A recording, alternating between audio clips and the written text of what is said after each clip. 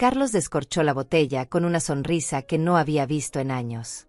El espumante brotó como una pequeña cascada dorada, y él llenó 3 copas con movimientos ceremoniales, como si estuviéramos celebrando algo sagrado. Renata aplaudió desde el sofá, con esa risa cristalina que reservaba para las ocasiones especiales. Por fin llegó el día, mamá. Carlos levantó su copa hacia mí, sus ojos brillando con una emoción que me resultó extraña. Después de tantos años esperando, por fin pudiste cobrar la herencia completa de papá. $700,000. ¿Te imaginas? Renata se acercó a mí con pasos ligeros, tomó mi mano entre las suyas y la apretó con una calidez que me desconcertó. Ay, suegrita querida, estamos tan felices por ti. Ya era hora de que pudieras disfrutar de todo lo que tu esposo te dejó. Acepté la copa que Carlos me ofrecía, pero mis dedos apenas podían sostenerla. Había algo en sus rostros, una expectativa que no lograba descifrar. El espumante burbujeaba contra el cristal, pero yo no sentía ganas de celebrar nada. Ahora sí vamos a vivir bien, murmuró Carlos, y sus palabras me sonaron raras. No dijo vas a vivir bien o podrás vivir bien. Dijo vamos. Como si mi herencia fuera de todos. Renata se sentó a mi lado en el sofá y sacó una hoja de papel doblada de su bolso. La desplegó sobre la mesa de centro con movimientos delicados, como si fuera un mapa del tesoro. Mira, suegra, me dijo con esa voz melosa que usaba cuando quería algo. Carlos y yo estuvimos pensando en cómo podrías usar mejor ese dinero. Hicimos una lista de ideas para que no te preocupes por nada. Mis ojos se posaron en el papel. Era una lista escrita con letra clara, organizada en columnas como un presupuesto empresarial. El título decía, Plan de inversión para los fondos de mamá Inés. Pero mientras leía las primeras líneas, mi estómago se contrajo como si hubiera tragado hielo. Renovación completa de nuestra casa, $60,000. Viaje a Europa para Carlos y Renata, $40,000. Auto nuevo para Carlos, $35,000. Inversión en el negocio de Carlos, $100,000. Cada línea era una puñalada. No había una sola mención a mis necesidades, a mi bienestar, a mis deseos. Era como si yo fuera invisible, como si mi única función fuera financiar sus sueños, mientras yo seguía viviendo en mi pequeño apartamento con las goteras del techo y la calefacción que no funcionaba. ¿No te parece perfecto, mamá? Carlos se sentó frente a mí, inclinándose hacia adelante con entusiasmo. Así tu dinero estará bien invertido, y nosotros podremos cuidarte mejor.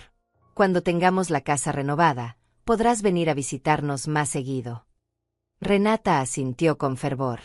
Sí, y cuando regresemos de Europa, te traeremos regalos hermosos. Va a ser como si tú también hubieras viajado. Los miré en silencio. Carlos seguía sonriendo, esperando mi respuesta, mientras Renata revisaba la lista señalando cada punto como si fuera una presentación de negocios. El espumante se había vuelto amargo en mi boca.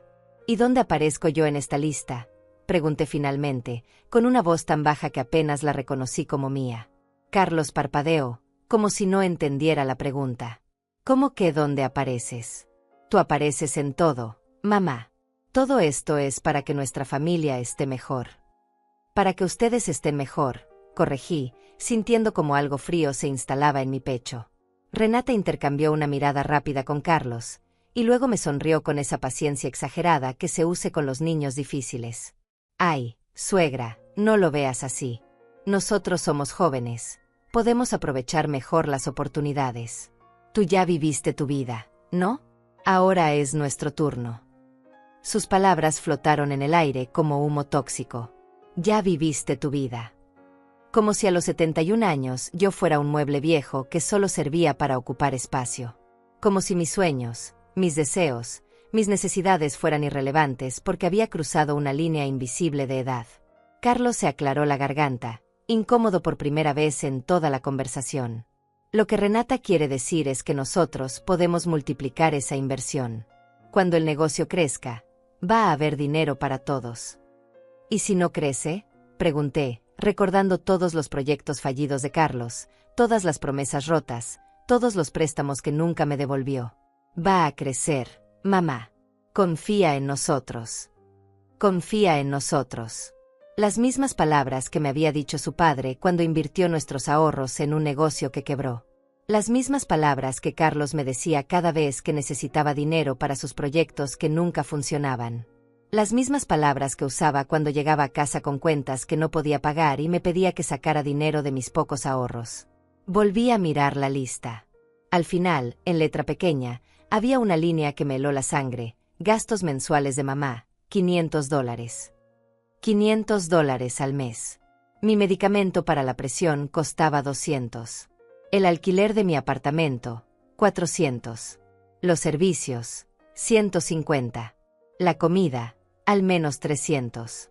Con $500 no podía ni cubrir mis gastos básicos. Carlos, dije, señalando esa línea. ¿Cómo voy a vivir con $500 al mes? Él siguió mi dedo y leyó la línea como si la viera por primera vez. Ah, eso. Bueno, mamá, pensamos que podrías mudarte a un lugar más pequeño. Algo más acorde a tus necesidades reales. ¿Mis necesidades reales?, repetí, sintiendo como la rabia empezaba a despertar en mi pecho. Renata intervino con esa sonrisa falsa que ya me tenía harta. Sí, suegra. No necesitas tanto espacio. Y hay residencias muy bonitas para personas de tu edad. Lugares donde podrías hacer amigas, tener actividades. Residencias. La palabra me salió como un susurro. Geriátricos, aclaró Carlos, como si fuera la cosa más natural del mundo. Hay algunos muy buenos, mamá, con cuidado médico incluido. Y con $500 al mes, alcanza perfectamente. Me quedé sin palabras. No solo planeaban quedarse con mi dinero, sino que querían encerrarme en un geriátrico para asegurarse de que no pudiera interferir en sus planes. Para ellos, yo ya estaba muerta. Solo esperaban que mi cuerpo se diera cuenta. Dejé la copa sobre la mesa sin haberla probado. El espumante había perdido todas sus burbujas, igual que mi esperanza. Necesito ir al baño, murmuré, y me levanté con piernas que parecían de algodón. Mientras caminaba por el pasillo hacia el baño, escuché sus voces susurrando en la sala. No podía distinguir las palabras, pero el tono era urgente, como si estuvieran resolviendo un problema inesperado. Como si yo fuera un problema inesperado. Me miré en el espejo del baño. Una mujer mayor me devolvió la mirada, con ojos cansados y mejillas hundidas. Pero por primera vez en mucho tiempo, vi algo más en esa mujer. Vi rabia. Una rabia fría y silenciosa que empezaba a despertar después de años de sueño profundo. Vi determinación. Vi inteligencia. Vi a una mujer que había criado a ese hijo, que había trabajado toda su vida, que había soportado pérdidas y traiciones y aún seguía de pie. Ellos no sabían que yo ya tenía todo preparado. Ellos no sabían lo que estaba por venir. Mientras me lavaba las manos en el baño, los recuerdos llegaron como una avalancha. ¿Cómo habíamos llegado hasta aquí? ¿En qué momento mi hijo se había convertido en este extraño que planeaba mi vida como si yo fuera una carga? Recordé el día que nació Carlos. Había estado en trabajo de parto durante 18 horas, y cuando finalmente lo tuve en mis brazos, pensé que era el bebé más hermoso del mundo. Sus manitas diminutas se aferraron a mi dedo con una fuerza que me sorprendió, y yo le prometí en silencio que siempre lo protegería, que nunca le faltaría nada. Durante 30 años cumplí esa promesa. Cuando su padre perdió el trabajo, yo trabajé doble turno en la fábrica textil para que Carlos pudiera seguir estudiando. Mis manos se llenaron de callos y mi espalda se curvó sobre las máquinas de coser, pero él nunca se enteró de cuánto costaba cada libro, cada uniforme, cada excursión escolar. Cuando Carlos se casó con Renata, yo vendí las joyas que había heredado de mi madre para pagarles la luna de miel. Es su momento especial, me dije. Los padres se sacrifican por la felicidad de los hijos. Renata nunca me dio las gracias. De hecho, comentó que el hotel podría haber sido mejor. El primer síntoma de desprecio llegó 3 años después de la boda. Carlos había perdido otro trabajo, y yo les presté dinero para pagar la hipoteca de su casa. Cuando fui a visitarlos la semana siguiente, Renata me recibió en la puerta con una sonrisa tensa. «Ay, suegra, qué pena que vengas sin avisar. Tenemos visitas muy importantes hoy». Señaló hacia la sala, donde escuché voces elegantes y risas refinadas. «¿Podrías venir otro día?». Me quedé parada en el umbral de la puerta, cargando una olla con el guiso que había preparado para ellos, sintiendo como mis mejillas se encendían de vergüenza. Por supuesto, murmuré. No sabía que tenían compromisos. Es que, ya sabes, Renata bajó la voz, son los socios de Carlos para el nuevo negocio. ¿Y tú? Bueno, tal vez podrías ponerte algo más elegante la próxima vez. Miré mi vestido. Era mi mejor vestido, el que usaba para ir a misa los domingos. Para mí era elegante. Para ella, era la ropa de una mujer pobre que no tenía lugar en su nuevo mundo de aspiraciones. Desde ese día, las visitas se volvieron incómodas. Renata siempre tenía una crítica sutil. Mi cabello necesitaba un corte más moderno, mi perfume era muy fuerte, mi forma de hablar era muy anticuada. Carlos nunca la contradecía. Simplemente sonreía y cambiaba de tema, como si mis sentimientos fueran algo que se podía ignorar sin consecuencias. La segunda señal llegó en mi cumpleaños número 68. Había esperado toda la semana su llamada. Cuando finalmente sonó el teléfono a las 11 de la noche, Carlos sonaba apurado. «Feliz cumpleaños, mamá. Perdón por llamar tan tarde, pero el día se nos fue volando». «No importa, hijo», mentí. «Me alegra escuchar tu voz. Te tenemos un regalo, pero no hemos podido ir a comprarlo. ¿Te parece si te damos el dinero y tú te compras algo bonito?» El dinero nunca llegó. Cuando lo mencioné 2 semanas después, Carlos me miró como si le hablara en otro idioma. «¿Qué dinero, mamá?» «Ah, sí, el regalo. Se nos había olvidado por completo. Ya sabes cómo es esto del trabajo». Pero yo sabía que no era por el trabajo. Había visto las fotos en Facebook, Carlos y Renata en un restaurante caro esa misma noche, brindando con vino que costaba más que mi medicamento mensual. Mi cumpleaños simplemente no había sido importante para ellos. El tercer síntoma fue el más doloroso. Mi esposo murió hace 2 años, después de una larga batalla contra el cáncer. Durante los últimos meses de su vida, yo dormía en una silla junto a su cama de hospital, sosteniéndole la mano mientras él respiraba con dificultad. Carlos visitaba los domingos, siempre con prisa, siempre con alguna excusa para irse temprano. El día del funeral, mientras yo lloraba sobre el ataúd de mi esposo de 40 años, Renata se acercó y me susurró al oído: «Ya verás que pronto te sentirás mejor. Y ahora que tienes la herencia, podrás hacer muchas cosas». La herencia. Ni siquiera habíamos enterrado a mi esposo y ella ya estaba pensando en el dinero. Después del funeral, Carlos se ofreció a ayudarme con los trámites legales. «Déjame manejar todo, mamá. Tú estás muy triste para lidiar con estas cosas». Y yo, en mi dolor, le entregué todos los documentos. Confié en él porque era mi hijo, porque pensé que me protegería en el momento más vulnerable de mi vida. Durante meses, Carlos se encargó de todo. Me traía papeles para firmar, me explicaba procedimientos legales complicados, me aseguraba que él se estaba ocupando de que yo recibiera cada peso que me correspondía. «Es un proceso lento», me decía. «Pero no te preocupes, mamá. Yo me encargo de todo». Lo que no sabía era que él se estaba encargando de sí mismo. Mientras yo lloraba la muerte de mi esposo y confiaba ciegamente en mi hijo, él estaba desviando dinero de mi herencia hacia sus propias cuentas.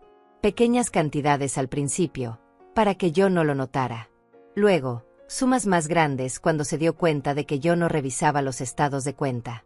La cuarta señal llegó hace 6 meses, cuando finalmente recibí la herencia completa. Carlos llegó a mi casa con flores y una botella de espumante barata. «Felicitaciones, mamá. Por fin se resolvió todo». Pero había algo raro en su celebración. Sus ojos brillaban con un tipo de emoción que no tenía nada que ver conmigo. Era como si él hubiera ganado la lotería, no yo. «¿Qué piensas hacer con todo ese dinero?», me preguntó, tratando de sonar casual. «No sé», respondí honestamente. «Supongo que guardarlo para emergencias». «Guardarlo». Carlos se inclinó hacia adelante, y por un momento vi algo en su rostro que me asustó.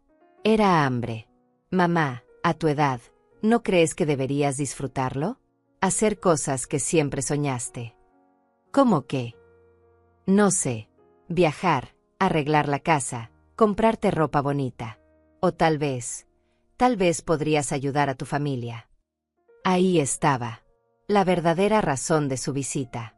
La herencia llevaba un día en mi cuenta y él ya la consideraba suya.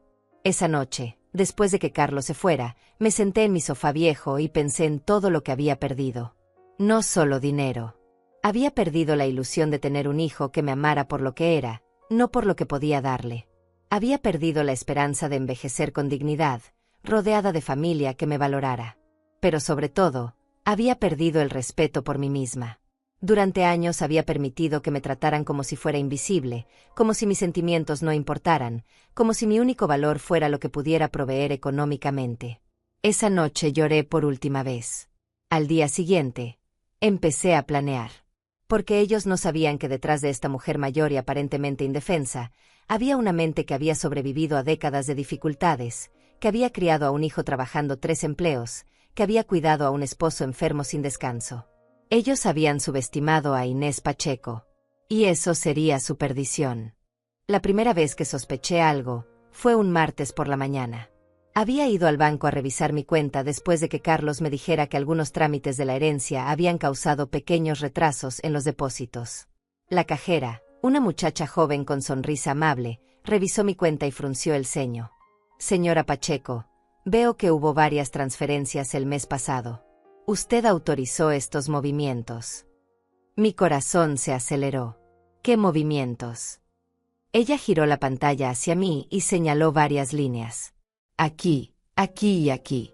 Transferencias por $5,000, $8,000 y $12,000 a una cuenta externa. $25,000. Una cuarta parte de lo que había recibido hasta ese momento de la herencia. ¿A qué cuenta?, pregunté con voz temblorosa. Es una cuenta a nombre de Carlos Pacheco. Según nuestros registros, él tiene autorización para manejar algunos de sus fondos. Sentí como si el piso se moviera bajo mis pies. ¿Desde cuándo tiene esa autorización? La cajera revisó más documentos. Desde hace 8 meses, señora. Usted firmó los papeles aquí mismo. 8 meses atrás. Cuando yo estaba sumida en el dolor por la muerte de mi esposo, cuando Carlos se había ofrecido tan gentilmente a ayudarme con todo el papeleo. Recordé vagamente firmar muchos documentos, confundida por el lenguaje legal, confiando en que mi hijo me estaba protegiendo. ¿Podría darme copias de todos los movimientos de mi cuenta?, pedí, tratando de mantener la voz firme. Esa tarde, sentada en mi cocina con los papeles del banco esparcidos sobre la mesa, descubrí la magnitud de la traición. No eran solo $25,000. Durante los últimos 8 meses, Carlos había estado transfiriendo dinero sistemáticamente. Pequeñas cantidades al principio, 1,000 aquí, 500 allá. Luego, conforme se acercaba el final del proceso de herencia, las cantidades habían aumentado. En total, había robado casi $60,000. Mis manos temblaron mientras sostenía los papeles. $60,000 que había ganado limpiando oficinas después de que mi esposo perdiera el trabajo. $60,000 que había ahorrado comprando la ropa más barata, comiendo frijoles y arroz durante semanas, negándome cualquier lujo durante décadas. El teléfono sonó. Era Carlos. Hola, mamá. ¿Cómo estás? Bien, mentí, mirando los estados de cuenta frente a mí. Oye, Renata y yo estábamos pensando en pasar mañana a visitarte. Podríamos cenar juntos, como una familia. Claro, dije, sorprendida por lo calmada que sonaba mi voz. Me encantaría. Perfecto. Y mamá, ¿has pensado en lo que hablamos sobre hacer algo útil con la herencia? Algo útil. Como si mi dinero solo fuera útil cuando lo gastaba en él. Sí, he estado pensando mucho, respondí. Después de colgar, me quedé sentada en la oscuridad de mi cocina, sintiendo como algo fundamental cambiaba dentro de mí. Durante 71 años había sido la mujer que perdonaba, que entendía, que se sacrificaba por otros. La mujer que siempre encontraba excusas para el comportamiento de su familia. Pero esta vez no había excusas. Mi hijo me había robado. No había otra palabra para describirlo. Había usado mi dolor y mi confianza para tomar dinero que no le pertenecía, dinero que yo necesitaba para sobrevivir mis últimos años con dignidad. Esa noche no pude dormir. Caminé por mi pequeño apartamento, mirando las paredes agrietadas, la alfombra desgastada, la calefacción que apenas funcionaba. Con los $60,000 que Carlos había robado, podría haber arreglado todo esto. Podría haber vivido cómodamente, sin preocuparme por cada centavo, sin tener que elegir entre la medicina y la comida. Al amanecer, tomé una decisión. No iba a confrontar a Carlos directamente. No iba a suplicarle que me devolviera mi dinero ni a llorar sobre su traición. Esa era la reacción que él esperaba de mí, la de una anciana indefensa que dependía de su bondad. En lugar de eso, iba a observar. Iba a documentar. Iba a descubrir exactamente qué más había estado haciendo a mis espaldas. Recordé a César Olivares, mi vecino de hace años, antes de que me mudara a este apartamento más pequeño. César había sido abogado antes de jubilarse, y siempre había sido amable conmigo. Cuando su esposa murió, yo le llevaba comida y lo acompañaba en sus momentos más difíciles. Nunca me pidió nada a cambio, pero siempre me dijo que si alguna vez necesitaba ayuda legal, no dudara en llamarlo. Busqué su número en mi vieja libreta de direcciones y marqué con manos temblorosas. ¿César? Soy Inés Pacheco. Inés, qué gusto escucharte. ¿Cómo has estado? César, necesito tu ayuda. Creo que mi hijo me está robando. Hubo un silencio del otro lado de la línea. ¿Puedes venir a mi oficina mañana? Trae todos los documentos que tengas. Esa noche, mientras organizaba todos los papeles del banco, encontré algo más. Entre los documentos que Carlos me había dado para firmar, había una copia de un poder notarial que me daba escalofríos. No solo le había dado autorización para manejar mi cuenta bancaria, le había dado poder para tomar decisiones médicas por mí si yo no estaba en condiciones de hacerlo. En otras palabras, si Carlos decidía que yo no estaba mentalmente capacitada, podría internarme en cualquier institución que quisiera. Podría declararme incompetente y tomar control total de mi vida. La lista que Renata me había mostrado esa tarde ya no me parecía solo codicia. Era un plan completo. Robar mi dinero, declararme incapaz, internarme en el geriátrico más barato que pudieran encontrar, y quedarse con todo lo que mi esposo y yo habíamos trabajado toda la vida para construir. Me senté en mi cama, rodeada de documentos, y por primera vez en meses sentí algo que no esperaba. Una sonrisa fría curvó mis labios. Ellos habían cometido un error. Habían subestimado a la mujer que había sobrevivido a la pobreza, al abandono, a la muerte de su esposo, a décadas de trabajo agotador. Pensaban que era una anciana confundida y manipulable. No sabían que había criado a mi hijo trabajando de noche y estudiando de día. No sabían que había manejado las finanzas familiares durante 40 años mientras mi esposo luchaba contra la depresión. No sabían que había aprendido a leer cada documento legal cuando tuvimos problemas con la hipoteca de nuestra primera casa. Ellos habían despertado a la mujer incorrecta. Y ahora iba a demostrarles exactamente qué tan incorrecta había sido su elección. Mañana empezaría a fingir. Iba a ser la anciana dulce y confundida que ellos esperaban. Iba a sonreír mientras planeaban mi futuro, como si yo no estuviera presente. Iba a actuar como si no entendiera lo que estaba pasando. Pero por dentro, iba a estar documentando cada mentira, cada manipulación, cada movimiento que hicieran. Porque cuando llegara el momento de la verdad, quería que su caída fuera total y definitiva. Al día siguiente llegué temprano a la oficina de César. Era un lugar pequeño pero elegante, con estantes llenos de libros legales y un escritorio de madera que hablaba de décadas de experiencia. César me recibió con el mismo abrazo cálido de siempre, pero cuando vio los documentos que traía, su expresión se volvió seria. Cuéntamelo todo, Inés. Desde el principio. Durante 2 horas le relaté cada detalle. Los movimientos bancarios no autorizados, el poder notarial que había firmado sin entender completamente, la lista de gastos que planeaban hacer con mi dinero, los comentarios sobre el geriátrico. César tomaba notas en silencio, deteniéndose ocasionalmente para pedirme que repitiera algún punto. Cuando terminé, él se quitó los lentes y me miró con una mezcla de tristeza y determinación. Inés, esto es fraude. Tu hijo ha cometido varios delitos: apropiación indebida, abuso financiero de ancianos y posiblemente conspiración. Podríamos presentar cargos penales inmediatamente. No, dije rápidamente. Todavía no. César me miró sorprendido. ¿Por qué no? Me costó trabajo explicárselo. ¿Cómo le dices a alguien que después de una vida entera de ser subestimada, quieres que tu traidor sepa exactamente quién eres antes de destruirlo? ¿Cómo explicas que no solo quieres justicia, sino que quieres que entienda que la anciana a la que robó era más inteligente que él. Quiero reunir más evidencia, dije finalmente. Quiero estar completamente segura de todo antes de dar ese paso. César asintió lentamente. Entiendo. ¿Qué propones? Quiero que me ayudes a investigar exactamente qué más ha estado haciendo. Y quiero documentar todo lo que haga de ahora en adelante. Durante la siguiente semana, César y yo desarrollamos un plan. Él contrataría a un investigador privado para rastrear todos los movimientos financieros de Carlos. Mientras tanto, yo iba a empezar a actuar como si estuviera desarrollando problemas de memoria. ¿Estás segura de esto, Inés?, me preguntó César. Fingir demencia es arriesgado. Si Carlos cree que realmente estás perdiendo facultades, podría acelerar sus planes. Ese es exactamente el punto, respondí. Quiero que muestre su verdadera naturaleza. Mientras más cómodo se sienta, más errores cometerá. Esa tarde, cuando Carlos y Renata llegaron a cenar, comencé mi actuación. Había pasado años observando a pacientes con demencia cuando visitaba a mi esposo en el hospital.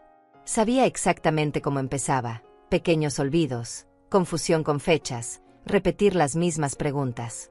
¿Qué día es hoy?, pregunté durante la cena, con una expresión ligeramente perdida. Miércoles, mamá, respondió Carlos, intercambiando una mirada rápida con Renata. ¿Miércoles?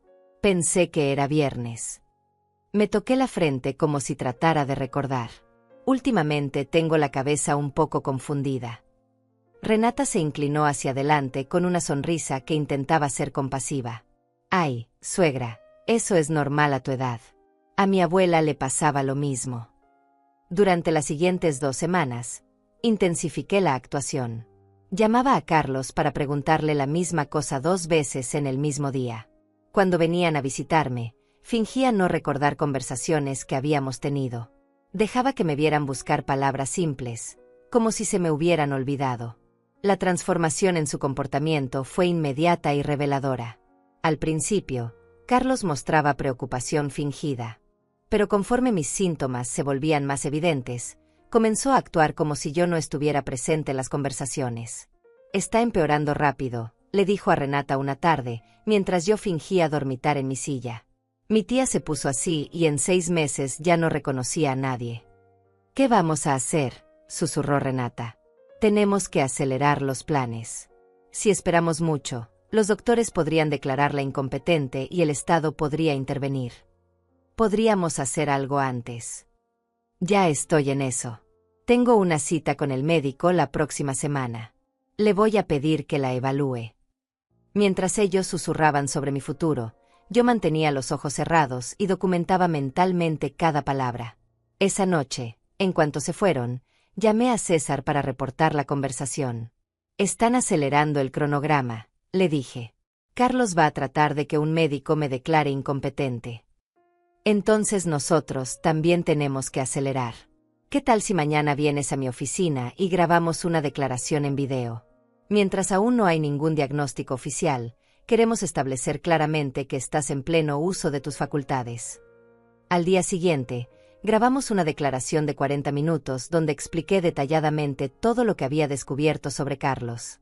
César se aseguró de que la fecha y hora fueran claramente visibles, y que yo respondiera preguntas complejas que demostraran mi lucidez mental. Ahora, me dijo César después de la grabación, tenemos que tomar una decisión. ¿Cuánto tiempo más quieres mantener esta farsa?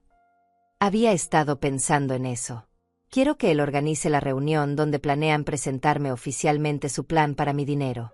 Quiero que se sienta tan seguro que baje completamente la guardia. Y entonces vamos a darles el espectáculo de sus vidas. Durante los siguientes días, continué perfeccionando mi actuación. Me olvidé del nombre de Renata 2 veces. Pregunté si mi esposo iba a llegar pronto a casa. Fingí no recordar cómo usar el microondas. Carlos y Renata respondieron exactamente como había predicho. Comenzaron a hablar de mí como si fuera un objeto, no una persona. Discutían mis finanzas abiertamente en mi presencia. Renata incluso trajo catálogos de diferentes geriátricos y los revisaba en mi mesa de comedor mientras yo fingía confusión. Este se ve bonito, decía, señalando fotos de un lugar que parecía más una prisión que un hogar. Y mira, el costo mensual es exactamente lo que habíamos calculado. ¿Qué es eso?, pregunté con voz débil. Nada, suegra. Solo estamos viendo opciones para cuando necesites más cuidado. La hipocresía me daba náuseas, pero mantuve mi fachada. Cada mentira, cada manipulación, cada momento de crueldad gratuita se grababa en mi memoria como evidencia para el juicio final que estaba planeando. Una semana después, Carlos llegó con noticias que intentó presentar como algo positivo. Mamá, hablé con el doctor Lozano. Es un especialista en geriatría muy respetado. Quiere conocerte para asegurarse de que estés recibiendo la mejor atención posible. Yo sabía que no era un especialista en geriatría. El investigador de César había descubierto que era un médico general que Carlos había conocido en un bar, alguien dispuesto a firmar cualquier documento por el precio correcto. ¿Es necesario?, pregunté, fingiendo ansiedad. Sí, mamá. Es por tu propio bien. Queremos asegurarnos de que tengas toda la ayuda que necesitas. Está bien, murmuré, como una anciana asustada que no tenía más opción que confiar en su hijo. Pero por dentro, sonreía. Carlos había mordido el anzuelo completamente. Estaba tan ansioso por declararme incompetente que ni siquiera se había molestado en investigar las credenciales del médico que iba a sobornar.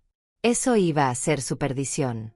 Porque César ya había contactado al Colegio Médico Estatal, y ellos estaban muy interesados en conocer a un doctor dispuesto a firmar evaluaciones psiquiátricas falsas a cambio de dinero. Mi hijo había subestimado a la mujer incorrecta. Y pronto iba a descubrir exactamente qué tan incorrecta había sido su elección. La trampa estaba lista. Solo faltaba que él cayera en ella. La cita con el falso doctor estaba programada para el viernes. César y yo usamos esa semana para preparar cada detalle de lo que él llamó la Operación Dignidad. Habíamos decidido que el momento perfecto para la revelación sería el domingo siguiente, durante la cena familiar que Carlos había organizado para celebrar que mamá estaba recibiendo la ayuda médica que necesitaba. Quiero que invites a todos, le dije a Carlos el miércoles, mientras fingía confusión sobre qué día era. A Renata, por supuesto. Y tal vez podrían venir sus padres también. Me gustaría conocerlos mejor. Los ojos de Carlos se iluminaron. Pensó que era la oportunidad perfecta para que todos los miembros importantes de su círculo vieran mi supuesto deterioro mental. No sabía que yo quería testigos para lo que estaba por venir. Me parece una idea maravillosa, mamá. Renata estará encantada. Sus padres siempre han querido conocerte mejor. Mentiroso. Los padres de Renata probablemente ni sabían que yo existía, pero Carlos necesitaba una audiencia para su gran performance como el hijo devoto cuidando a su madre enferma. César había contratado a un técnico especializado para instalar cámaras de video casi invisibles en mi apartamento. Son del tamaño de un botón, me explicó mientras las escondía en lugares estratégicos. Una en el jarrón de la sala, otra en el marco de la cocina, y esta pequeña en tu collar. El collar era mi favorito. Una cadenita de plata con un pequeño dispositivo que parecía un dije decorativo, pero que en realidad era una cámara y micrófono de alta definición. Todo se graba automáticamente en una tarjeta de memoria, me explicó César. Y también se transmite en vivo a mi computadora, por si necesitamos intervenir inmediatamente. El viernes llegó la cita con el doctor Lozano. Carlos me acompañó, actuando como el hijo preocupado que quería lo mejor para su madre. El consultorio era pequeño y sucio, nada como los espacios médicos profesionales que había visitado durante la enfermedad de mi esposo. Eso ya debería haberle dado una pista a Carlos, pero su avaricia lo había cegado completamente. El doctor Lozano era un hombre mayor, con aliento a alcohol y manos temblorosas. Realizó una evaluación que duró exactamente 15 minutos y consistió principalmente en preguntarme qué día era y si recordaba dónde vivía. Fingí confundirme con las fechas y olvidar mi dirección 2 veces. Es claro que la señora está experimentando un deterioro cognitivo significativo, declaró, escribiendo en un formulario que probablemente ya tenía listo antes de que llegáramos. Recomiendo cuidado especializado inmediatamente. Carlos asintió gravemente, como si esta noticia lo devastara. ¿Qué tipo de cuidado, doctor? Institucional. Definitivamente institucional. Y alguien debería tomar control de sus finanzas antes de que tome decisiones que puedan perjudicarla. Perfecto. El doctor había dicho exactamente lo que Carlos quería escuchar, palabra por palabra. Lo que ninguno de los dos sabía era que César había estado grabando toda la consulta desde el estacionamiento, usando un dispositivo que captaba las conversaciones dentro del consultorio. Esa tarde, mientras Carlos creía que yo dormitaba después de la traumática visita médica, él y Renata tuvieron la conversación más reveladora hasta el momento. «Perfecto», decía Renata, paseándose por mi sala como si ya fuera suya. «Con el diagnóstico oficial, podemos proceder inmediatamente». «Sí, pero tenemos que ser cuidadosos con el timín», respondió Carlos. «No queremos que parezca sospechoso». «¿Qué quieres decir?» «Si la internamos inmediatamente después del diagnóstico, alguien podría hacer preguntas. Mejor esperemos unas semanas. Actuemos como si estuviéramos tratando de cuidarla en casa, pero no pudiéramos manejar la situación». Renata se detuvo frente a la ventana, mirando hacia la calle. «Y mientras tanto, aceleramos las transferencias. Con el diagnóstico, tengo justificación legal para mover más dinero. Podemos transferir todo a nuestras cuentas, supuestamente para proteger sus activos, mientras buscamos el lugar adecuado para su cuidado. Todo. Los 500,000 que quedan de la herencia, más los ahorros que tiene en la otra cuenta. En total, cerca de $600,000. $600,000. Había estado tan enfocada en los 60,000 que habían robado que no me había dado cuenta de que habían estado evaluando todos mis activos. Querían cada centavo que tenía. ¿Y después?, preguntó Renata. Carlos se sentó en mi sofá favorito, el que había comprado con mi primer sueldo de la fábrica textil. Después la metemos en el geriátrico más barato que encontremos. Uno que cobre directamente del Seguro Social, así no tenemos que pagar nada de nuestro bolsillo. ¿Cuánto podría durar ahí? ¿Qué importa? Una vez que esté adentro, nosotros ya tendremos nuestro dinero seguro. ¿Y si ella se queja? Carlos se encogió de hombros. ¿Quién le va a creer a una mujer con demencia senil? Esas palabras me atravesaron como cuchillas. No solo planeaban robarme y abandonarme, sino que habían calculado fríamente cuánto tiempo tardaría en morir sola y olvidada en una institución horrible. Pero su crueldad también me dio la fuerza final que necesitaba. Ya no había espacio en mi corazón para el dolor o la duda. Solo quedaba una determinación helada de asegurarme de que pagaran por cada momento de sufrimiento que habían planeado para mí. Esa noche, César y yo revisamos todas las grabaciones y finalizamos los últimos detalles de nuestro plan. Habíamos documentado el fraude financiero, la conspiración para internarme ilegalmente, el soborno al falso doctor, y ahora teníamos evidencia clara de sus intenciones de robar todos mis activos. ¿Estás lista para esto, Inés?, me preguntó César. Una vez que empecemos, no hay vuelta atrás. He estado lista desde el momento que vi esa lista, respondí. Solo espero que tenga suficiente espacio en tu cámara, porque esto va a ser un espectáculo que van a recordar por el resto de sus vidas. El domingo por la mañana, Carlos llamó para confirmar la cena. ¿Sigues sintiéndote bien para recibir visitas, mamá? Sí, hijo. He estado cocinando toda la mañana. Otra mentira. César había contratado un servicio de catering para asegurarse de que la comida fuera perfecta. Quería que todo estuviera impecable para la última actuación de mi vida como la Inés sumisa y manipulable. Perfecto. Vamos a llegar a las 6. Renata está muy emocionada, y sus padres también. Yo también estoy emocionada, dije, y por primera vez en semanas, no estaba fingiendo. Esa tarde, mientras me preparaba para la cena, me miré en el espejo. Durante meses había visto a una mujer mayor y cansada, víctima de las circunstancias y la crueldad de otros. Pero ahora veía algo diferente. Veía a una guerrera de 71 años que había sobrevivido a todo lo que la vida le había lanzado y que estaba a punto de reclamar su dignidad de la manera más espectacular posible. Ellos habían despertado a la mujer incorrecta. Y en 3 horas, iban a descubrir exactamente qué tan incorrecta había sido su elección. A las 5:30 de la tarde, mi apartamento estaba transformado. César había llegado temprano para hacer los últimos ajustes técnicos, asegurándose de que todas las cámaras funcionaran perfectamente y que el sistema de transmisión en vivo estuviera operativo. También había traído 2 testigos adicionales, una notaria pública y un detective privado licenciado que habían estado documentando el caso desde el principio.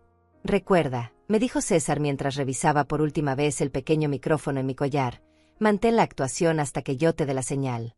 Cuando veas que toco mi reloj 3 veces, es momento de revelar la verdad. Me senté en mi silla favorita, la misma donde había fingido demencia durante semanas, y respiré profundamente. Durante meses había sido una actriz involuntaria en el drama de mi propia humillación. Hoy finalmente iba a dirigir mi propia obra. A las 6 en punto exacto, escuché la llave en la puerta. Carlos había insistido en quedarse con una copia por emergencias, otra violación de mi privacidad que ahora formaba parte de la evidencia en su contra. Mamá, ya llegamos. Carlos entró con su sonrisa ensayada, seguido por Renata y una pareja mayor que supuse eran sus padres. Mira, te traje flores. Las flores eran baratas, probablemente compradas en una gasolinera en el camino. Pero Carlos las presentó como si fueran un gran gesto de amor filial. ¡Qué bonitas!, murmuré con voz débil, manteniendo mi actuación de mujer confundida. Son para mí. Por supuesto, mamá. Todo lo mejor es para ti. Carlos me besó la frente con una ternura tan falsa que me dieron ganas de vomitar. Ven, quiero presentarte a los padres de Renata. Elisa y Darío Cedillo eran exactamente lo que había imaginado, una pareja de clase media aspiracional que había criado a una hija sin escrúpulos. Elisa me estrechó la mano con una sonrisa forzada, mientras Darío apenas me dirigió la mirada. Es un placer conocerte, Inés, dijo Elisa con esa falsedad que ya reconocía tan bien. Renata nos ha contado mucho sobre ti. Apostaba a que sí. Probablemente les había contado sobre la pobre suegra con demencia que iba a financiar su estilo de vida. Siéntense, por favor, dije, señalando hacia la mesa que César había ayudado a preparar. La cena está casi lista. Durante los primeros 30 minutos, mantuvieron la farsa de la reunión familiar perfecta. Carlos me ayudaba a servir la comida como si fuera un hijo devoto, Renata me corregía gentilmente cuando fingía confundirme con los nombres, y los Cedillo hacían comentarios condescendientes sobre lo bien que me veía para mi edad. Pero conforme avanzaba la cena, comenzaron a relajarse.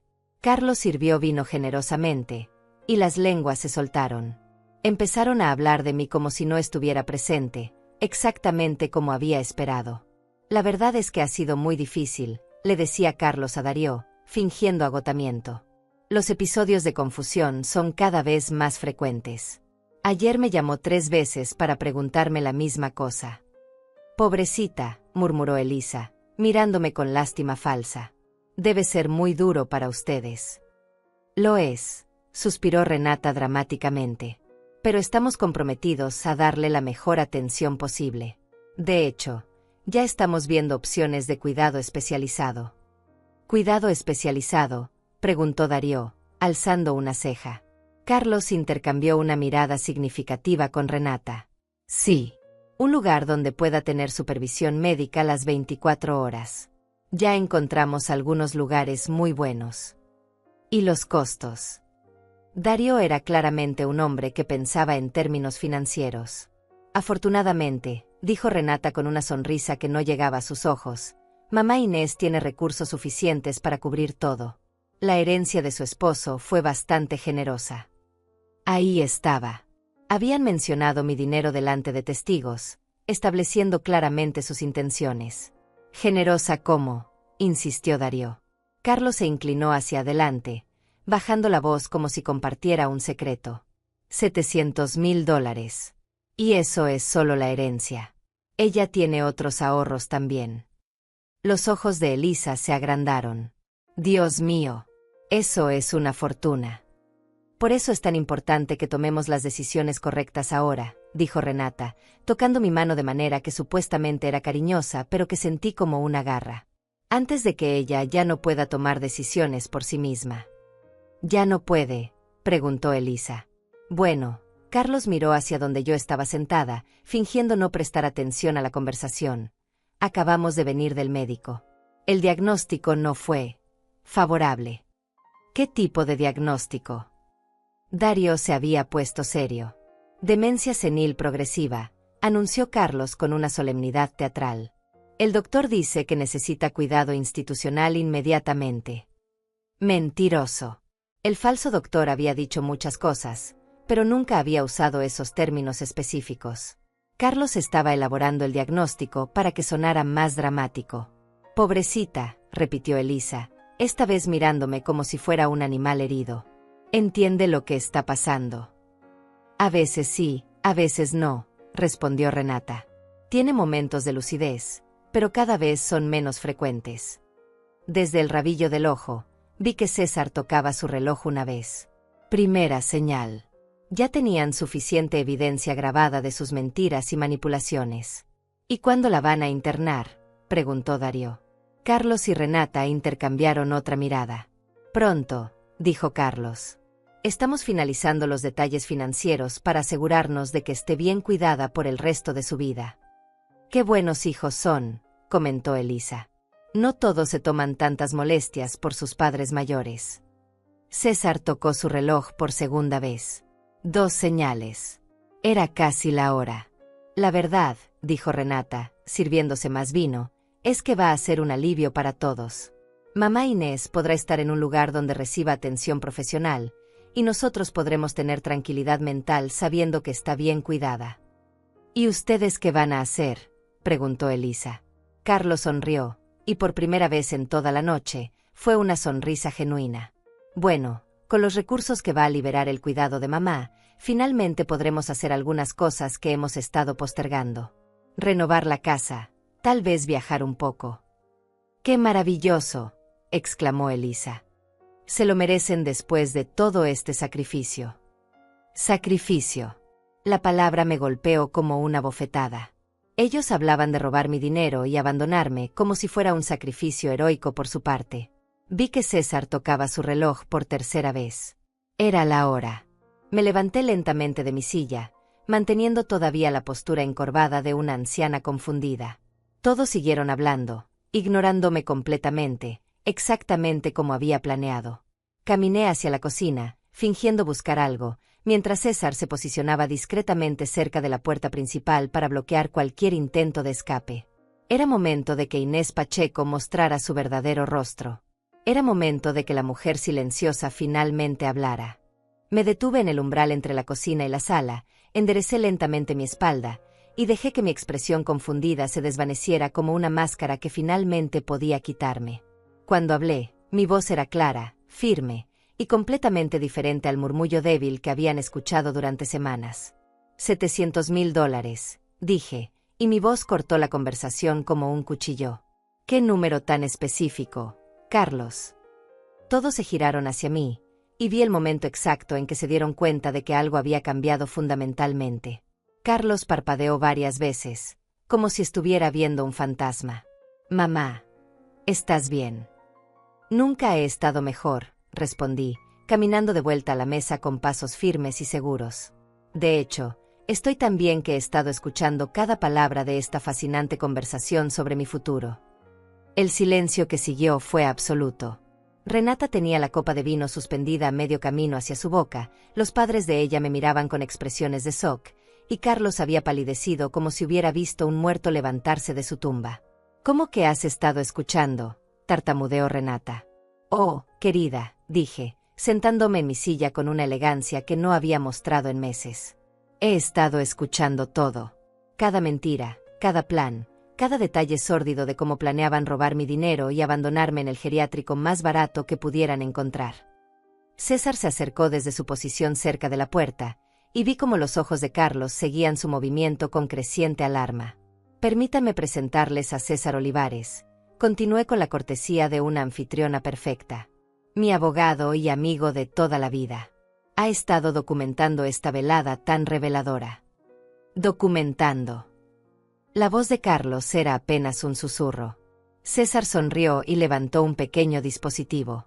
Video y audio de alta definición. Toda la conversación de esta noche ha sido grabada y transmitida en vivo a varias autoridades competentes. Renata se puso de pie tan bruscamente que derribó su silla. «Esto es ilegal. No pueden grabarnos sin nuestro permiso». «De hecho», dijo César con la paciencia de alguien que había anticipado exactamente esa objeción, «en este estado, solo se necesita el consentimiento de una de las partes en una conversación privada. La señora Pacheco dio su consentimiento para grabar en su propia casa». Carlos finalmente encontró su voz. Mamá, no entiendes lo que está pasando. Estás confundida. El doctor dijo. ¿El doctor Lozano? Interrumpí, y vi cómo se le desplomó la cara. ¿Te refieres al hombre que perdió su licencia médica hace 3 años por falsificar recetas? El mismo que aceptó $500 para firmar un diagnóstico falso. El silencio se hizo más profundo. Darío Cedillo había empezado a sudar, claramente calculando las implicaciones legales de estar presente en esta conversación. Eso no es cierto, dijo Carlos, pero su voz carecía de cualquier convicción. No es cierto. Saqué una carpeta que había estado escondida debajo de mi silla. ¿Qué tal esto? Desplegué los estados de cuenta bancario sobre la mesa. $63,420.30. Esa es la cantidad exacta que has robado de mi cuenta durante los últimos 8 meses, Carlos. Renata se dejó caer de vuelta en su silla, pero Carlos siguió de pie, negando con la cabeza. No son robos, mamá. Yo tengo autorización legal para manejar tus finanzas. ¿Te refieres a esta autorización? Saqué otra hoja de papel. El poder notarial que me hiciste firmar mientras yo estaba devastada por la muerte de tu padre, cuando me dijiste que era solo para ayudar con el papeleo. Carlos abrió la boca para responder, pero continué antes de que pudiera hablar. Lo que no sabías, hijo, es que al día siguiente de firmarlo, fui a ver a César y grabé una declaración en video explicando exactamente en qué circunstancias lo había firmado y cuál creía que era su propósito. Esa declaración prueba que hubo engaño en la obtención del documento. César asintió. Un poder notarial obtenido mediante engaño es legalmente nulo. Todos los movimientos financieros realizados bajo esa autorización constituyen apropiación indebida. Pero tú estás enferma, insistió Renata, como si repetir la mentira pudiera hacer la verdad. El doctor lo confirmó. Me reí, y el sonido llenó la habitación como campanas claras. ¿En serio? ¿Quieren seguir con esa farsa? Me levanté y caminé hacia el centro de la sala, donde sabía que todas las cámaras tenían un ángulo perfecto. Mi nombre es Inés Pacheco, tengo 71 años de edad, y estoy en pleno uso de mis facultades mentales. Durante las últimas 3 semanas, he estado fingiendo síntomas de demencia para documentar las acciones criminales de mi hijo Carlos Pacheco y su esposa Renata Vallejo. Miré directamente a Carlos. Durante este tiempo, ustedes han conspirado para robar mis activos, sobornar a un médico para obtener un diagnóstico falso y planificar mi internamiento ilegal en una institución de cuidado. Esto es ridículo, murmuró Darío, pero su voz sonaba poco convincente. Ridículo. César sacó su teléfono. Les gustaría escuchar la grabación de la consulta del viernes. Presionó un botón, y la voz del falso doctor Lozano llenó la habitación. ¿Cuánto dijiste que era? 500. Está bien, por 500 puedo escribir lo que necesites. La cara de Carlos se puso cenicienta. Renata había empezado a temblar visiblemente. O tal vez, continué, prefieren escuchar la conversación que tuvieron aquí mismo el viernes pasado, cuando discutieron cómo robar los $600,000 restantes de mis activos. César presionó otro botón, y la voz de Carlos se escuchó claramente.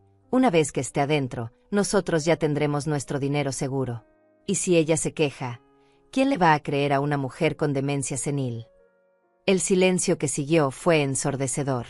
Los padres de Renata se habían puesto de pie y se dirigían hacia la puerta, claramente queriendo distanciarse de la situación lo más rápido posible. Esperen, dijo César, bloqueando su camino.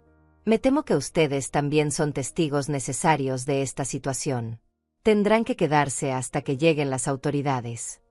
Las autoridades. La voz de Renata se quebró.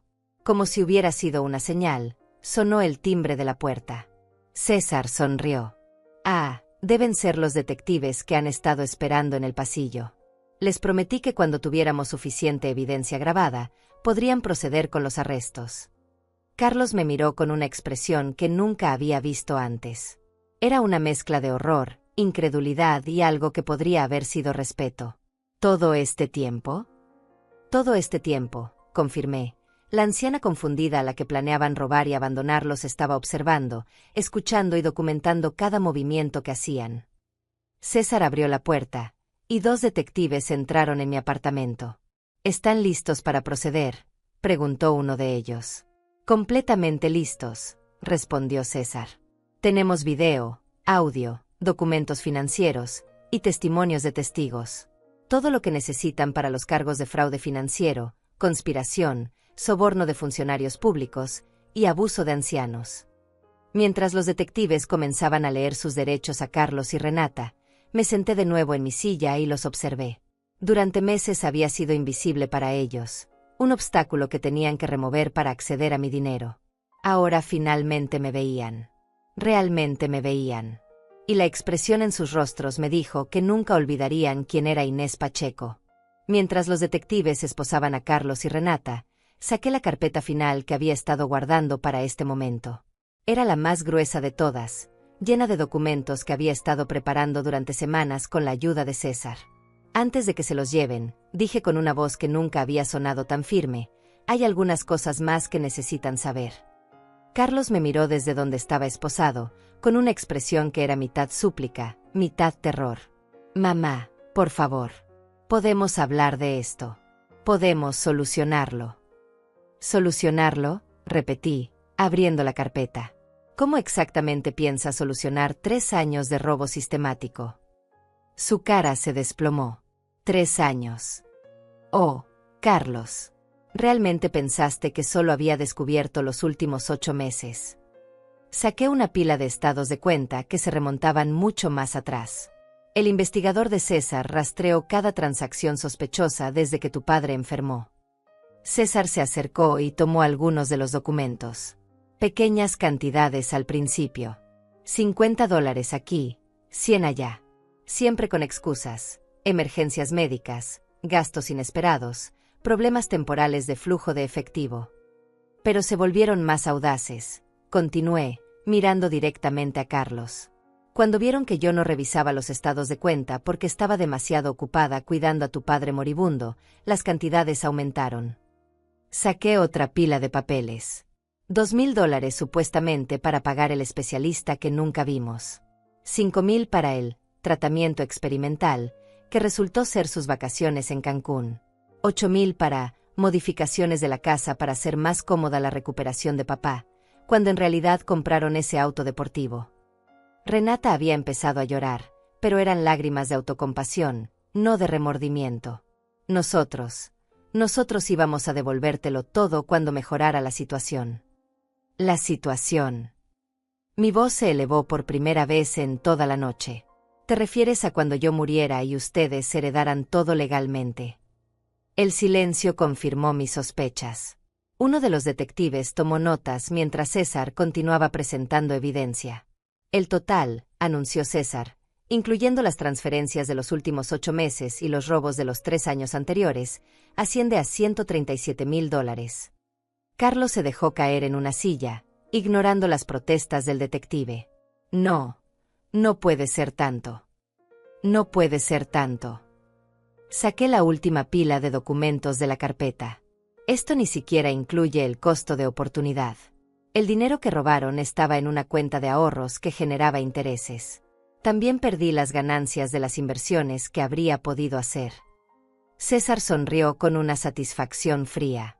Considerando intereses compuestos y oportunidades de inversión perdidas, el total real del daño financiero es de aproximadamente $200,000. Pero eso no es todo, continué, sintiendo como la rabia de años finalmente encontraba su voz. ¿Saben cuánto gasté en medicamentos que no necesitaba durante los últimos meses? Mientras ustedes robaban mi dinero, yo estaba tomando pastillas para la ansiedad y la depresión porque creía que estaba perdiendo la cabeza. Saqué una botella de pastillas de mi bolso. $500 al mes en medicamentos psiquiátricos que nunca necesité, porque ustedes me hicieron creer que yo era el problema. César tomó la botella y la mostró a los detectives. Daño psicológico intencional. Eso añade otra dimensión a los cargos. Y luego está esto, dije, sacando el último documento de la carpeta. Era un papel oficial con el sello del Estado. Mi Nuevo Testamento. Carlos levantó la cabeza bruscamente. ¿Qué? Lo firmé ayer, expliqué con una calma que me sorprendió a mí misma. César me ayudó a redactarlo. Es muy simple, en realidad. Desdoblé el documento y comencé a leer. Yo, Inés Pacheco, siendo de mente sana y cuerpo razonablemente saludable, declaro por la presente que todos mis bienes, propiedades y activos financieros serán donados al Refugio para Mujeres Maltratadas Santa Teresa y a la Fundación para la Prevención del Abuso de Ancianos. La cara de Renata se puso blanca como el papel. No, no puedes hacer eso. Claro que puedo. Y ya lo hice. Volví a doblar el documento. Carlos Pacheco y Renata Vallejo quedan específicamente excluidos de cualquier herencia. El documento también establece que si algo me sucede bajo circunstancias sospechosas, se debe investigar a estas dos personas como principales sospechosos. César añadió, también incluye una cláusula que establece que cualquier intento de impugnar el testamento resultará en que los costos legales se deduzcan de las donaciones caritativas, reduciendo así el impacto de su codicia en las organizaciones beneficiarias. Carlos me miró con una expresión que nunca había visto antes. ¿Por qué?, susurró. ¿Por qué haces esto? Me levanté y caminé hacia él lentamente. Cuando hablé, mi voz era suave, pero cada palabra se clavó como una daga. Porque durante 71 años he sido la mujer que perdona, que entiende, que se sacrifica por otros. Fui la hija que cuidó a mis padres hasta que murieron. Fui la esposa que trabajó 3 empleos para mantener a flote esta familia. Fui la madre que vendió sus joyas para pagar tu educación. Me detuve directamente frente a él. Pero nunca, en todos esos años, fui la mujer que se defendía a sí misma. Hasta ahora. Mamá, por favor. No, interrumpí. Ya no soy tu mamá.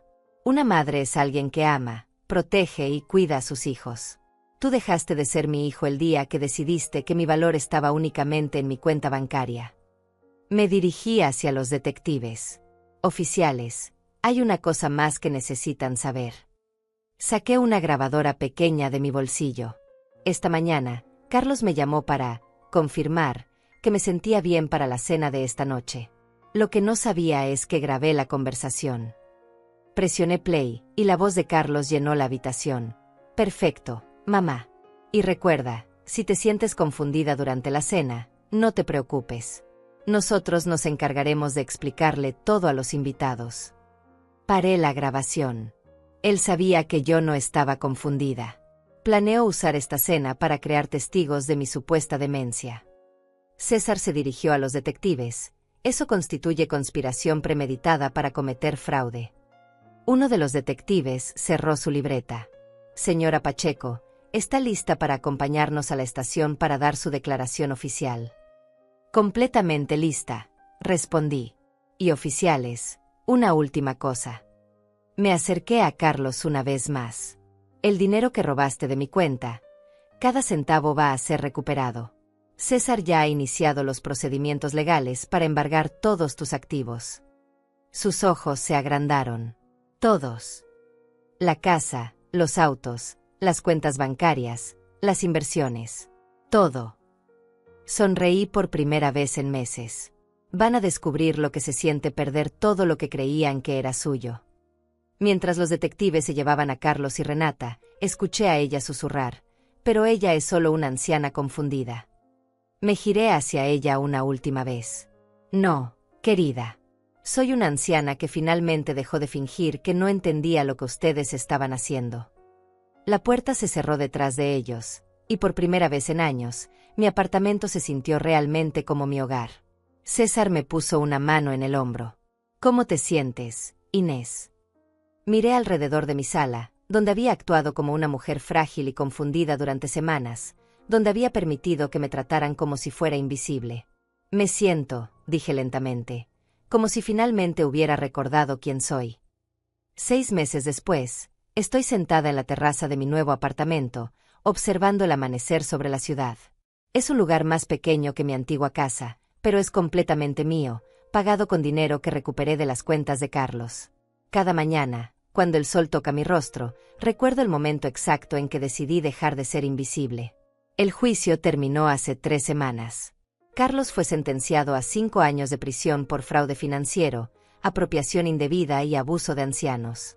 Renata recibió 3 años, más la obligación de pagar restitución completa. El falso doctor Lozano está enfrentando sus propios cargos por ejercicio ilegal de la medicina y falsificación de documentos. Los periódicos locales cubrieron el caso como la abuela que derrotó a los estafadores. No me gusta ese titular. Sugiere que fue una sorpresa que una mujer de mi edad fuera inteligente. Pero entiendo por qué la historia resonó. Hay muchas mujeres como yo, mujeres que han sido subestimadas toda su vida, que vieron en mi historia una posibilidad que nunca habían considerado. César viene a visitarme cada domingo. Hemos desarrollado una amistad profunda, construida sobre el respeto mutuo y la experiencia compartida de haber visto la justicia prevalecer contra probabilidades difíciles. Él me dice que mi caso ha inspirado a otros abogados a tomar casos similares, que las llamadas de ancianos reportando abuso financiero han aumentado significativamente. Tú les diste permiso para defenderse, me dijo el domingo pasado mientras tomábamos café en mi terraza. No, le respondí. Solo les mostré que siempre habían tenido ese permiso. La Fundación para la Prevención del Abuso de Ancianos me pidió que hablara en su conferencia anual. Al principio dudé. Durante 71 años había vivido mi vida en privado, sin buscar atención o reconocimiento. Pero luego pensé en todas las mujeres que podrían estar sentadas en sus casas en este momento, sintiéndose impotentes mientras sus propias familias las manipulan y roban. Mi presentación fue simple. Les conté mi historia sin adornos, sin dramatismo innecesario. Solo los hechos, cómo reconocer las señales, cómo documentar el abuso, cómo encontrar ayuda. Al final, una mujer de unos 60 años se acercó a mí con lágrimas en los ojos. Mi hija ha estado tomando dinero de mi cuenta durante 2 años, me susurró. Pensé que estaba volviendo loca. No estás volviendo loca, le dije, tomando sus manos entre las mías. Y no tienes que vivir así. Le di el número de César y la información de otros abogados especializados en abuso de ancianos. 2 meses después, recibí una carta suya. Había recuperado su dinero y restablecido límites claros con su hija. Me devolviste mi dignidad, escribió. Pero no es solo eso. Es que me devolví mi propia dignidad. Durante estos meses, he tenido tiempo de reflexionar sobre quién era antes y quién soy ahora. La Inés que permitía que Carlos tomara dinero de su cuenta sin preguntas ya no existe. La mujer que se disculpaba por ocupar espacio en su propia casa ha desaparecido. La anciana que creía que su valor dependía de lo útil que fuera para otros es un recuerdo del pasado. En su lugar, hay una mujer que despierta cada mañana y decide cómo quiere pasar su día. Una mujer que compra flores para sí misma los viernes, que se inscribió en una clase de pintura porque siempre quiso intentarlo, que viaja cuando quiere viajar sin pedirle permiso a nadie. ¿Carlos ha tratado de contactarme desde la prisión? Sí. Me ha escrito 4 cartas. Las primeras 3 las tiré sin abrir. La cuarta la leí, más por curiosidad que por cualquier sentimiento residual de conexión familiar. En ella, Carlos finalmente se disculpaba. Decía que había estado confundido y bajo mucha presión financiera. Prometía que si yo lo perdonaba y lo ayudaba con los gastos legales de su apelación, él sería un hijo diferente cuando saliera. Escribí una respuesta muy breve. Carlos, el perdón es algo que me doy a mí misma, no algo que te doy a ti. Ya no necesito tu arrepentimiento para seguir adelante con mi vida. Inés. No espero más cartas. ¿Me siento sola? A veces. Pero he aprendido la diferencia entre estar sola y sentirse abandonada. Estar sola es una elección que hago todos los días. Sentirme abandonada era algo que me hacían otros. He hecho amigos nuevos. Valeria, una mujer de 68 años que vive en el apartamento de abajo, se convirtió en mi compañera de caminatas matutinas. Elisa, una vecina viuda de 75 años, viene a tomarte los martes y me enseña a jugar bridge. Son amistades construidas sobre respeto mutuo, no sobre obligación familiar o conveniencia. ¿Extraño tener familia? No extraño la versión tóxica de familia que tenía con Carlos y Renata. Pero sí extraño la ilusión de lo que pensé que era la familia. Extraño la esperanza de que el hijo que había criado con tanto amor me amaría de vuelta de manera incondicional. Pero ya no vivo en ilusiones. Vivo en la realidad, y la realidad es que algunas personas son incapaces de amar de manera saludable, sin importar cuánto amor reciban. Carlos era una de esas personas, y reconocer eso me liberó de la responsabilidad de intentar cambiarlo. Ayer, mientras organizaba mis documentos financieros, Encontré una foto vieja de Carlos cuando tenía 5 años. Estaba sonriendo, con los brazos alrededor de mi cuello, y por un momento sentí una punzada de dolor por ese niño inocente. Pero luego recordé que ese niño se convirtió en un hombre que planeó robarme y abandonarme, y la punzada de dolor se transformó en algo más fuerte: resolución. Guardé la foto en una caja que marqué el pasado y la puse en el armario más alto de mi closet. No la tiré porque ese niño realmente existió, y el amor que sentí por él era real. Pero tampoco la mantuve a la vista porque el hombre en que se convirtió merece ser recordado por sus acciones, no por mis esperanzas.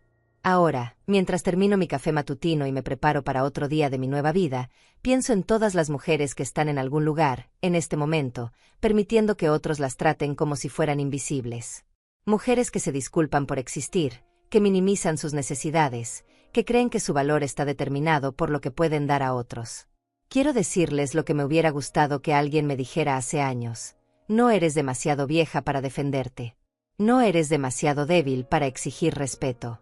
No eres demasiado dependiente para establecer límites. Y definitivamente no eres demasiado tarde para empezar de nuevo. La historia que me conté a mí misma durante 70 años era que mi papel en la vida era servir a otros, sacrificarme por otros, ser útil para otros. Esa historia casi me destruye. La nueva historia que me cuento todos los días es diferente. Es simple, pero revolucionaria. Mi vida me pertenece. Mi dignidad no es negociable.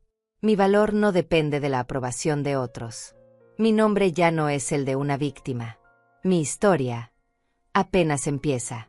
Y esta vez, yo soy la única que escribe el final.